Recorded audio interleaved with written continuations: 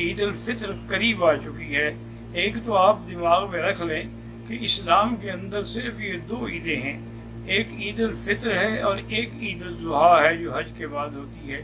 اس کے علاوہ اور کسی عید کے بارے میں نہ اللہ کے قرآن میں ہے، نہ فرمان محمد مصطفیٰ میں ہے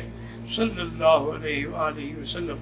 اور عید کے لیے، عید الفطر کے لیے سنت یہ ہے کہ عید پڑھنے کے لیے جانے سے پہلے کوئی میٹھی چیز آدمی استعمال کر لے، کھجور کے چند دانے کھا لے، جیسے یہاں عرب حضرات کھجوروں کے ڈبے لے کے چلتے ہیں، راستے میں بھی سب کو کھلاتے چلے جاتے ہیں تاکہ سنت جو ہے وہ ادا ہو جائے۔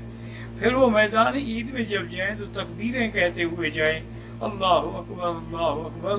اللہ اکبر اللہ اکبر لا الہ الا اللہ اللہ اکبر وللہ الحمد صلی اللہ تعالی علی خیر خلقہ سیدنا محمد وعلی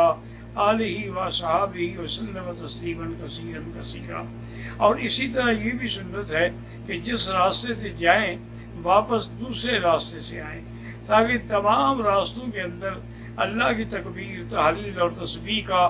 زبانوں پر ورد ہو اور اس کا پورے ذکر کا شور ہو، پورے عالم تک مسلمانوں کی اجتماع کی آواز پہنچے۔ پھر خطبہ امام دینے سے پہلے اگر اچھی طرح مسلمانوں کو نماز پڑھنا سکھلا دیں کہ بھی 6 تکبیروں کے ساتھ انہیں نماز کیسے پڑھنی ہے، تو زیادہ بہتر رہتا ہے کہ لوگ غلطی نہیں کرتے ہیں۔ اور جنہوں نے صدقۃ الفطر ادا نہیں کیا وہ عید سے پہلے ادا کر لیں، عید کی نماز کے بعد صدقۃ الفطر نہیں ہوگا۔ اور دوسری بات یہ بھی یاد رکھ لیں کہ یہ لیلۃ العید جو ہے، یعنی عید کی رات جو ہے، اس کی فضیلت بھی ایسے ہے جیسے لیلۃ القدر کی فضیلت ہو، تو لہذا یہ باتوں میں، قصے کہانیوں میں ضائع نہ کریں۔